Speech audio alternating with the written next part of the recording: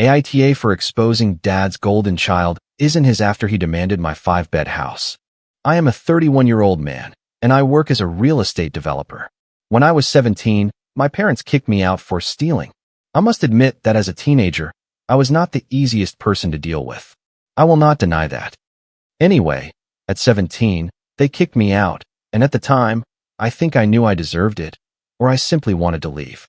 So I did not argue, even though they accused me of stealing something I did not steal. I hated the idea of ending up in the foster care system, so I managed on my own for years. I ended up living on the streets and hanging around dangerous people. I felt like I was losing my mind and my purpose. Yet, somehow, I kept going. After a while, I decided that this was no way to live. I had brushed with serious danger too many times, and it made me realize that there was nothing for someone like me on the other side. I started doing odd jobs until I could rent a room in a shared house. My big break came when I was 21 and landed a job at a very fancy restaurant downtown. I was also getting clean, realizing that the substances I was using were making my problems worse. It was hard, but I was surviving. One day, someone walked in and changed my life. That night, I was serving a woman and her mother. They were incredibly kind and even chatted with me a bit. I had a smooth conversation with the woman, and she came back often. Over time, we shared pieces of our lives. Her name was Grace, and she was my age. She was not only smart, but also very kind. It was clear she was unique. Grace became an excellent friend to me, the first person who believed in me. Motivated by her, I decided to finish my high school equivalency diploma and go to college. Between my shifts at the restaurant and studying, I did not see her often. She was doing very well in her career, but she always found time for a quick coffee. I liked her a lot, but I felt I was not at her level yet. I would never have dared to ask her out, knowing we were not equals at that time. So I decided to do it only once I was established. It turns out that, growing up, I was not stupid, my brain just worked differently. I received a lot of help in college and managed to graduate with a very good GPA. I landed my first job in a real estate development firm shortly after, and since then, life has been getting better. When I turned 25, I finally got the courage to ask Grace out on a date. It turns out she was interested in me from the beginning and really wanted me to ask her out, but I never did. Grace and I already had a deep connection, so it did not take us long to get married. Shortly after, we had our first child, who is now 3 years old. I am doing very well and hold a senior management position at my job. I have everything I always wanted, and I am simply happy. I also had time to process my past traumas. There were times when I wanted to contact my family, but I did not. My father had told me never to speak to them again, so I did not. Even though I am successful now and he would probably be proud of me, I could not face them. I was ashamed, you know. I was not an easy child to raise, and I caused them pain. I never thought he would forgive me. It's funny how life works because a few weeks ago, I received a friend request on social media from none other than my father.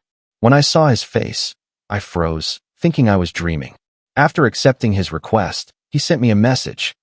It took me a moment to open it, but when I did, it left me in tears. He said that although the past was difficult, he had never stopped thinking about me. He said he is much older now and probably does not have much time left. He did not want me to be lost in this world and wanted to reconcile with me. He said that everyone in the family missed me a lot too and wanted to make peace. We chatted a bit, catching up on lost time. My sister Madison is now 26 and works as a marketing assistant. She is engaged and getting married in a few weeks, and mom and dad are still the same. They just say they think about me a lot and want to see me again. We had not spoken in over 10 years, and I don't know, it was strange. We exchanged messages for a few weeks before deciding to meet. So, a few days ago, they came to see me and meet my wife. The meeting went very well, and they were very happy to see that I had succeeded and to meet their grandson. My sister loved my house and kept asking my wife questions about everything related to it. Honestly, I was glad she got along. I wanted that, and everything would have been perfect if not for one little thing. I hope my father was joking when he said this. Otherwise, I would be really disappointed in him. So now I wonder what his true motives are for coming back into my life after so many years. Basically, when my father and I were in my home office, he commented on how beautiful the house was. He could not believe I owned a 5-bedroom house, especially considering how I was as a child. It's not exactly a mansion, It's just a large house in a nice suburb, but hearing that made me proud. I told him it was thanks to Grace, who helped me get out of the darkness. Today, I am at a point in my life where I feel true peace and am satisfied with everything. He said he loved that I was married and that my sister was going to get married soon too. Then he mentioned how well off I truly was and said it would be nice if my sister had a house like this too. I nodded and said she really liked the house. Then, he asked, "What are the chances you give her this house?" I was speechless and could not answer. Fortunately, he laughed like it was a joke, but I could not help feeling uncomfortable. Even after all these years, I know my father. He says things as a joke, but he seriously means them. Was he really asking me to give my house to his favorite daughter? Now, I am sorry if I sound jealous of my sister, but it is true that she is the favorite.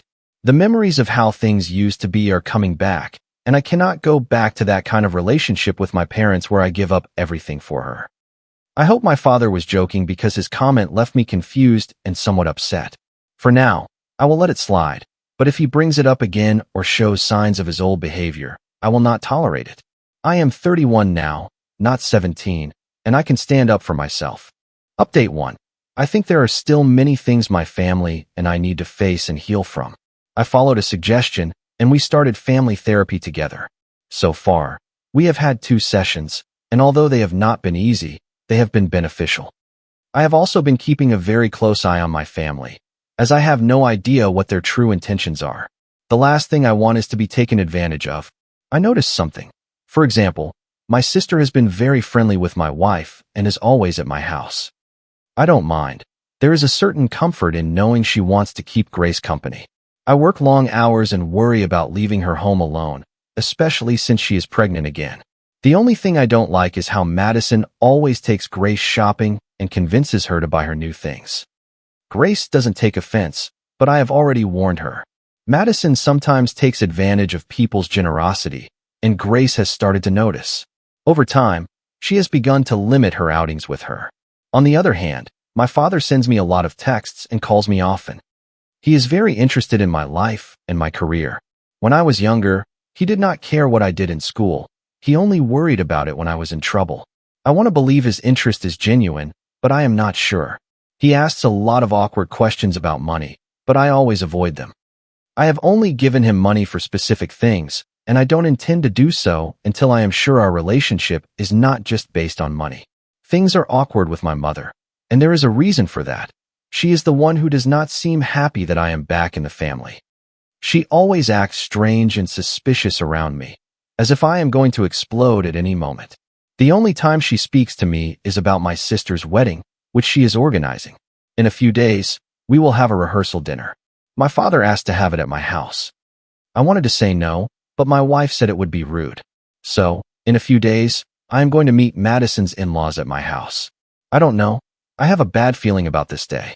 Something doesn't feel right, but I cannot put my finger on it. Grace says I am nervous and paranoid.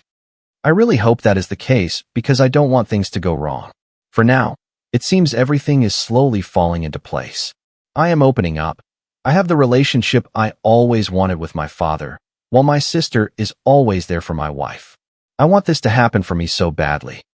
For the 17-year-old me, I want that cold and scared boy to know that everything will be fine, that the pain he went through was worth it.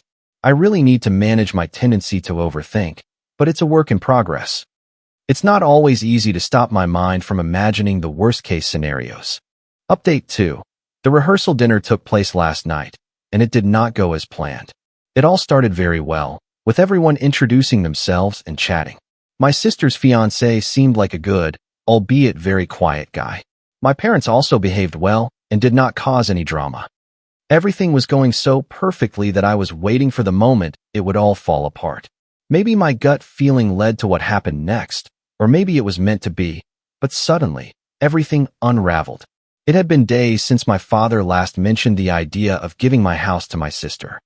My brother-in-law's mother commented on how beautiful the house was and congratulated us. I noticed my sister exchange a strange look with my father, but I said nothing. A few minutes later, my wife and Madison's mother-in-law went to get dessert. That's when my father asked why we had such a large house. "Are you planning on having more kids?" he asked. I replied, "Maybe in the future." Then he mentioned that my sister wanted to have a very large family and that it would be great if she had a house as big as this one. At that point, I had enough of his hints. I told him to say what he really meant, and he took those words very seriously. He said it would be very brotherly of me to give my house to my sister as a wedding gift. I asked him if he was joking like last time, but he was not joking. He was serious. He truly thought I could just give her my house. Before I could ask him why he thought that was possible, he told me he saw how much I earned and that I could easily buy another house without going over my budget. I felt the anger, which I had worked so hard to control, start to rise to the surface. For years, I had never blown up at anyone. I used to have a very bad temper and often lost control. Since then, I had developed other ways to handle conflicts. But seeing that I was about to lose my temper, my father told me to calm down. He told me he was just asking me to do one little thing for my sister. All this time, my sister, my mother, and her fiancé were all looking on without showing the slightest surprise. That's when I understood. They had planned it. They did it in front of everyone on purpose, so I could not say no. I had no idea what their exact plan was, but I was not going to play along. I let my anger slowly subside. Then I looked at my father and smiled. I said to him, "I don't understand how you are willing to do anything for her when she isn't even yours." Even I was surprised by the words that came out of my mouth. It's another side effect of repressing my anger. I found ways to hurt people that do more damage than physical actions. He was stunned. After getting over the initial shock, he started screaming, asking me how I could say such a thing. He claimed it was not funny and that I was causing problems for nothing. So, he had a problem with what I said, but no problem with what he had just asked me. His total lack of awareness was obvious, so I figured it was only fair to stoop to his level. I simply smiled, without saying a word. Then I looked at my mother. She was glaring at me. She could not believe I had revealed her secret. The same secret for which she accused me of stealing, so I would not dig any deeper. When I was 17, I saw her talking to a man who wanted to see his child. I thought he was talking about me, so I confronted her. She said it was a friend's ex who wanted to see his child and told me to stay out of it. The next day, her silver necklace disappeared and mysteriously reappeared in my room. She accused me of stealing it. My father was furious and kicked me out without a second thought. Years later, I ran into that man while I was on the streets. I thought he was my father and talked to him about my mother. Fortunately, he was not my father, but he was my sister's father. He was a man she had an affair with. Apparently, she had paid him to leave. Back to the present. I was ready to reveal the whole truth, but my mother immediately started screaming at me. She got everyone out of the house so fast that I did not get the chance to say anything else. Before my father left, I told him, "Get a DNA test. The truth will come out eventually." My wife was in shock from everything that had happened. I had never trusted anyone with this secret until now. I have not spoken to my family since that night, but I know the messages will start coming soon. I will keep you updated. Update 3. No matter how hard you try to run from the truth, it will always catch up with you. My father had to face this harsh reality, and it is breaking his heart. It turns out the daughter he always favored over me is not even his. I don't feel the slightest pity for him. Watching this drama unfold was honestly entertaining. After he left the party, my mother insisted I was lying. My father started thinking about it and decided to get a home DNA test. He came to my office as soon as the results arrived and opened them in front of me. For the first time in my life, I saw him cry. He was devastated to realize that his sweet daughter was not even his. The one he loved more than me was the product of a lie. He begged me to tell him everything I knew, and I did.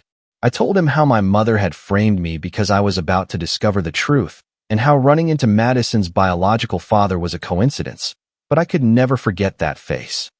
My father said he was going to do something serious to my mother, but I was sure he would not. Despite everything, he was madly in love with that woman. He was probably even ready to forgive her for it. Those two people were the most miserable I had ever known, and yet, somehow, they were happy together. I was right not to let them back into my life. They had not changed a bit. They were still the same disgusting vultures who saw no value in me. They only cared now because of what I could do for them. I wished them all the misery in the world. Before my father left, I told him never to come near my house again. I had not forgotten how disrespectful he had been in my home, and I was not going to tolerate that from someone who abandoned me so many years ago. He looked broken, defeated, and did not even bother to reply. He just left like that. I was sure this chapter was finally closed and ready to focus on something else, until I received that call. The night he went home, there was a terrible incident. My father physically assaulted my mother. She was seriously injured and taken to the hospital. My sister saw what happened and called the police. And so, now, there is a trial going on for the past few weeks, and things are not looking good for him. He really hurt her, causing several fractures to her vertebrae. She will recover, but not completely. She will probably need pain medication for many years. Meanwhile, Madison, angry and betrayed, decided to call off her wedding. She wants to find her biological father. She sent me a message asking for details, and I gave her what I remembered. She tried to maintain a friendly relationship with my wife, but my wife blocked her. If there is one thing my wife hates, it is unnecessary drama. If I said I wish them the best, I would be lying. I want them all to live in misery and reap what they sowed. I wish he had never tried to find me. My life was perfectly fine without them. They tried to manipulate me and scam me out of my property, but instead, their lives fell apart. This should have served as a lesson to them. Don't be so hypocritical. Of course, there will not be a next time. Update 4. I always believe that everything happens for a reason, no matter how complicated it might be. What happened recently is great proof of that. No matter what higher power you believe in, I know that justice always prevails in the end. My father was sentenced to 3 years in prison for felony domestic violence. Just like that, all at once. My mother provided evidence that he had emotionally abused her for years, which worsened his case.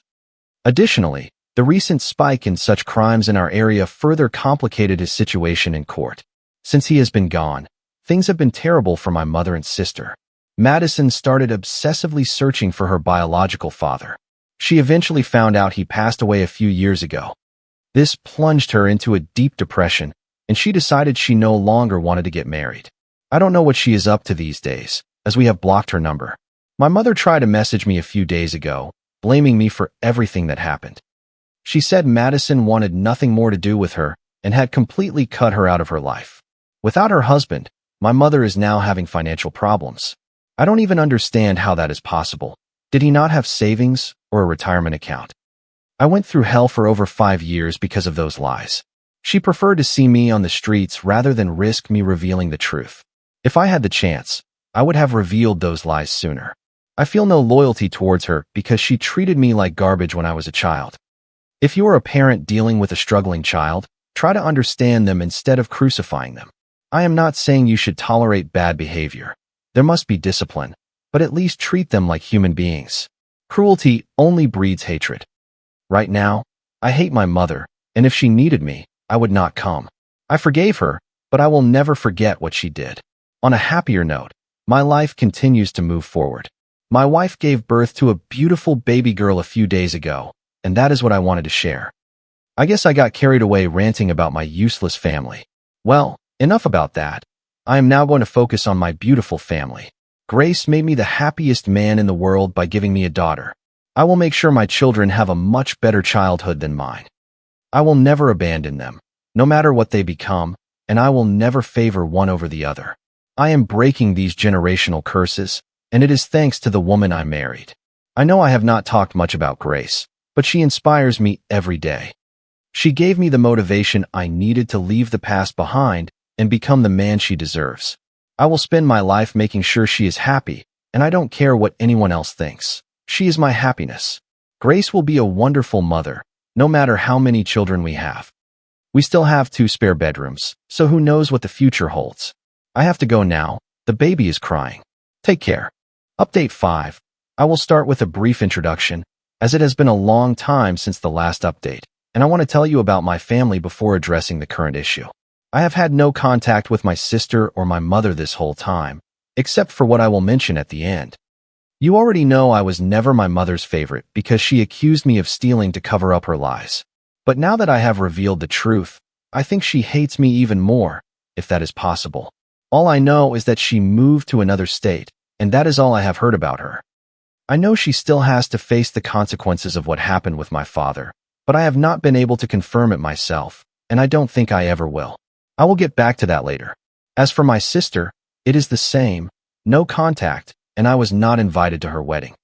But it is not the same wedding they had planned to hold at my house, nor with the same fiancé. She broke up with him shortly after everything that happened, especially since she became very depressed and canceled the wedding completely. Lately, she is getting help and has found someone new. Regarding my father, who is the reason for this update, he finished his sentence, and once he did not take long to contact me. Obviously, I was quite hesitant to talk to him, but now, in a way, I am glad I did. To spare you the details, he told me his time in prison helped him reflect. At first, he was angry with me because he thought everything was my fault, but he finally realized that I actually helped him uncover the truth. He also admitted that it was his own fault for making bad decisions, like what he did to my mother, and that his punishment was well-deserved. However, after talking to counselors and others in prison, he came to the conclusion that I might not be his biological son. So he reached out to me, not only to apologize, but also to propose taking a DNA test. I will not deny that I also had my doubts for a while, but I did not want to contact him or go through the process of taking the test while he was serving his sentence. But since he reached out to me, I thought it was the perfect time to do it. It was not going to change much in our relationship, but at least I wanted to make sure my children knew who their grandfather was, especially if there were hereditary health issues we should be aware of. So we took the test, and it turns out I am not his son. Then, the man I thought was my father told me we could still maintain a relationship, but I told him it was the perfect opportunity to cut ties completely since there was not even a blood tie between us. I know that shocked him. That man just cannot stop receiving bad news, but I had nothing else to say to him. My next step was to contact my sister to do a sibling DNA test. I did not even know that was possible, but upon looking into it, I found out it could tell you if you are full siblings or half siblings. The results showed that we are half siblings, meaning we share the same mother but not the same father. That would have helped a lot because it would have solved the mystery and saved me from having to contact my mother, which I did. But I could not get an answer from her. She is still very angry with me and refused to tell me who my father is. She also told me never to call her again, which is fine with me. Currently, I am at a dead end. I cannot force her to tell me, and I even think she might not know who he is. At this point, my only options are to hire a private investigator, which in my opinion would not help much, or to drop this matter completely. A part of me wants to leave it all behind, and another part wants to keep looking. I talked about it with my wife, and she told me that if I did not want to, I did not have to search. I think that is what I am going to do. Maybe one day, in a few years, I will change my mind and share an update. If that happens, you will hear from me. For now, I just want to leave it all behind and forget. Update 6. Thanks to a comment from a user online who told me about something I did not know, I took an ancestry DNA test, which allowed me to find out who my biological father was. It did not change much because that man has also passed away. I learned some information about him through distant relatives the service connected me with, and there is nothing to worry about regarding hereditary diseases, so that is at least one positive aspect that comes out of all this. I just wanted to share that, even though it is not really an update. Comment. I want to take a moment to reflect on the incredible power of walking away from environments that no longer serve your well-being. Setting firm boundaries is never an act of selfishness, but rather a profound declaration of self-respect. We cannot control the family we are born into, yet we bear the absolute responsibility to protect our own peace as adults. Surrounding yourself with people who offer genuine kindness can completely rewrite the narrative of your life. It takes immense courage to break generational cycles of pain and choose to build a home rooted in love instead. True healing begins the moment you stop waiting for an apology and start focusing on the beautiful future you can create. Sometimes, the healthiest closure is simply accepting that some doors need to remain firmly locked. I hope you always remember that your past trauma does not have to dictate your future happiness. Please take care of your mental health and never settle for relationships that demand that you compromise your dignity. Thank you for being part of this community and sharing these meaningful journeys with me. If you like the stories, don't forget to leave a comment and support the channel by subscribing. See you in the upcoming stories.